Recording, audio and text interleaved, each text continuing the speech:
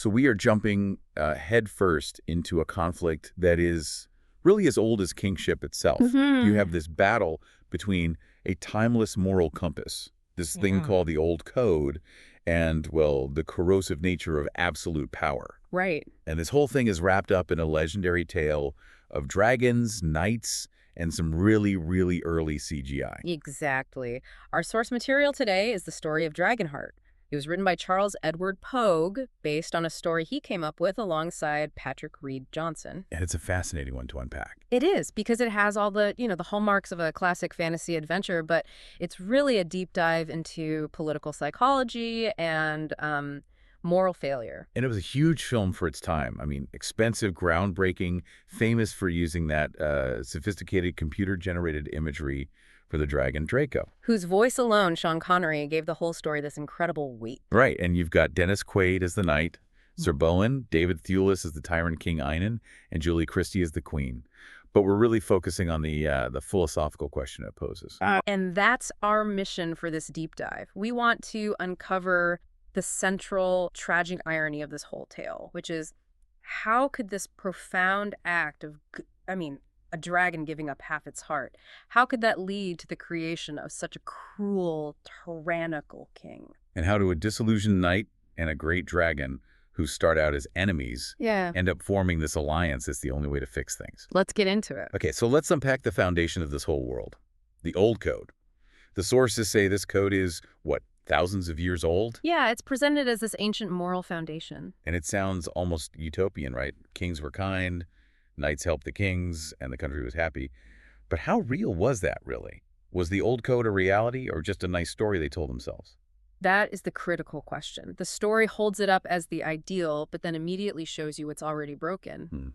We meet Sir Bowen, this knight of the Old Code, and he's desperately trying to teach these values to his student, Prince Einon. His whole philosophy is about restraint. He tells him, fight with your head, don't fight with your heart. He's teaching measured governance, not just blind aggression. Exactly. But the world around them is already, rotten. Einon's father, King Freyne, and his knight, Brock, they're perfect examples of how the code was basically dead in practice. They seem to actively enjoy killing peasants, which is obviously causing a lot of unrest. Bowen sees Brock's cruelty and just looks at him with this contempt. And then the power shift happens, and it's just a rush of violence. To battle. The battle, yeah. King Freyne, who just loved fighting, gets pulled from his horse by these rebelling peasants led by a guy named Redbeard. And what's chilling is Einon's reaction. Oh, it's immediate. As his father is dying, they are literally fighting over the physical crown. Einon rips it from his dying father's head. It's not about grief, it's about seizing control. A cold political move. And in that exact moment, he's fatally wounded. A young peasant who looks like a guy named Buckethead at first. Right, because her face is hidden. Plunges a weapon right into his chest. And it turns out to be Kara, Redbeard's daughter. So Einon falls, clutching this bloody crown. And this injury is the trigger for everything that follows. His mother, Queen Aislinn, she knows her husband was a monster, but she can't bear to see her son die. So she does something desperate. She races to the one place she thinks can save him, the Great Dragon's Cave, high up in this cold, dark mountain. And the description of the dragon here is so important. He's intimidating, sure ugly, brown and black, huge mouth. But he also has sad eyes. Exactly. It suggests he's not a monster, but this noble creature who's maybe burdened by being the last of his kind. And when Aislinn begs him to save Einon, she promises he'll be a good king. But the dragon, being the oldest and wisest creature around, he refuses her oath. He says the boy has to make the promise himself. Because virtue has to be chosen, right? Right.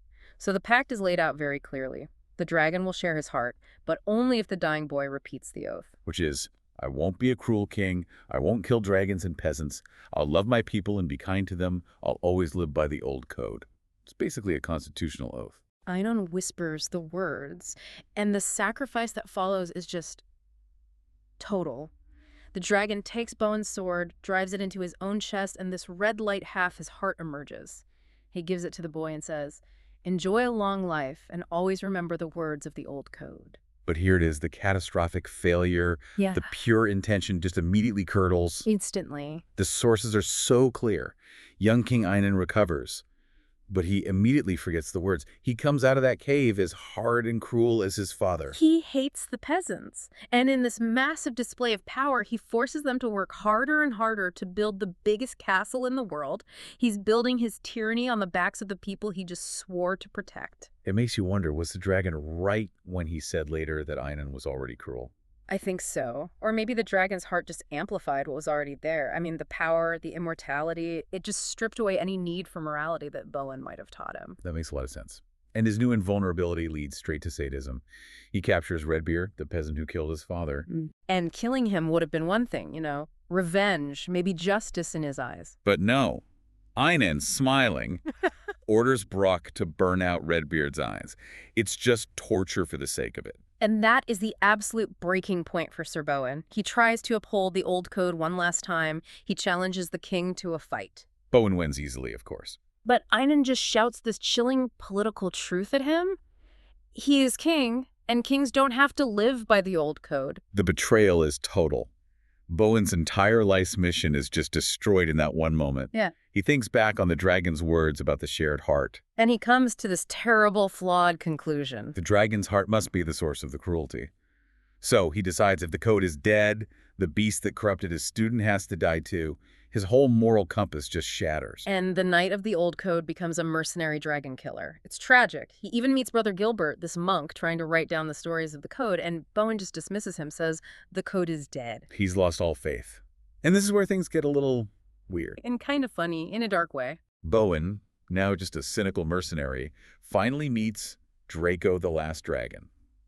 And they realize they're both kind of old and irrelevant in this new world. So Draco suggests this extremely strange and lucrative scam. It's brilliantly cynical. Draco stages a fake attack on the land of a rich, cruel knight.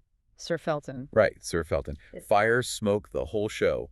Then Bowen rides in, kills the dragon, and collects a huge fee. They split the money. It shows how easily nobility can be faked, when you're desperate. The peasants are all cheering because the dragon is dead, but the story shows you how far Bowen has fallen. He justifies it by saying Felton doesn't live by the code anyway, so it's fine to steal from him. But Draco, who came up with the scam, actually sees the bigger moral problem that Bowen is missing. Yeah. He points out that Sir Felton is just going to take out his anger on the peasants, making them work even harder for no pay to rebuild everything. Bowen stopped being a protector. He's now part of the problem, trading his morals for money. Wow. Okay, so the narrative then shifts back to Kara. Einon finally kills her father, Redbeard. After blinding him. And Kara tries to get revenge. She attempts to assassinate Einon, but gets caught. But this act of, attempted regicide, it finally pushes Queen Aisling to act. She helps Kara escape the castle through a secret door. It's her final rejection of her son. And she tells Kara she regrets her choice, that she can only see his cruelty now that he's a man. At the same time, the strange bond between the knight and the dragon gets deeper.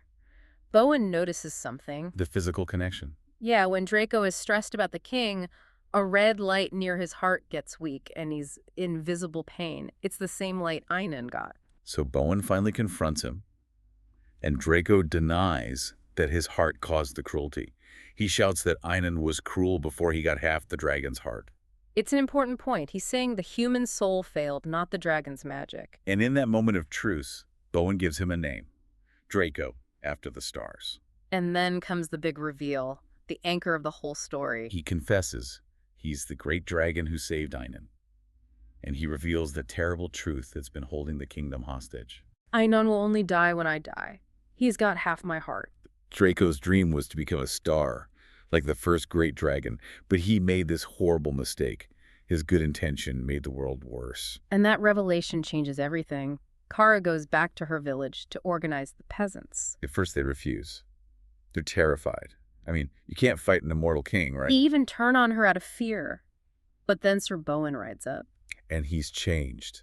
The cynicism is gone. He's got a fire in his eyes and a smile on his face. He just says, well, I'm going to fight Einon. And when he reveals he's riding with Draco, the knight and the last dragon, it gives them hope. And they prepare for the final battle. Einon is completely confident, though. He even has 5 great, strong dragon killers that his mother secretly gave him. He thinks he's about to wipe out Bowen and the Old Code for good. Draco starts the fight by burning the castle, forcing everyone outside. The peasants use this clever trick, throwing burning wood from the trees. And in the middle of all that chaos, Bowen gets his chance. He pushes his sword right through Einon's heart. But nothing happens. Nothing. The king doesn't even slow down. The sword does no damage. And Bowen realizes with this sickening clarity that the dragon was being literal.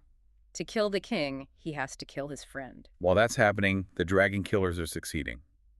Draco is wounded, he falls. Queen Aisling sees it all, and she runs down with a knife, planning to kill Draco herself. She knows it's the only way to save the country. But Einon stops her, and he reveals he knew all along. He shouts that he knew she gave him the dragon killers to destroy Draco, and by extension, to destroy him. He yells, "You want me to die?" And she just confirms it. You have to die. The nation needs her to sacrifice her own son. Which sets up that final heartbreaking scene. Bowen and Kara find the wounded Draco. And Draco just pleads with Bowen to kill him. He says, "You'll never win, not until the dragon dies." But Bowen refuses. His honor is restored. He calls Draco his friend. But fate, or maybe just an accident, takes the choice away. In the fight with Einon, Bowen's sword slips and flies right into Draco's heart. Bowen rushes over, pulls the sword out, and immediately drives it into Einon's chest. And they both fall dead. At the exact same moment, the power source and the life it sustained are finally gone. It's a devastating ending, but it's also beautiful. Draco, finally getting his wish, changes to starlight and flies up to join his old dragon friends in the stars. And a new, bigger, more beautiful star appears in the sky. Draco. The knight's redemption and the dragon sacrifice become this symbol of restored balance. The story starts with the old code being forgotten, killed by a tyrant. But its restoration didn't come from laws or just simple heroism. No, it came from the ultimate act of friendship and self-sacrifice. It proved that sometimes the only way to beat an invincible evil is to destroy the very purity that's accidentally keeping it alive. It's a powerful story about how good intentions can go so wrong. We saw that Einon was cruel before he got the heart, but Draco truly believed his sacrifice made the world worse. So, and this is something for you to think about, when you're facing a world where the core moral code is just gone, dismissed by those in power, is sacrificing a part of yourself always the best path? Is it always redemption, or is it sometimes just a heartbreaking, avoidable mistake?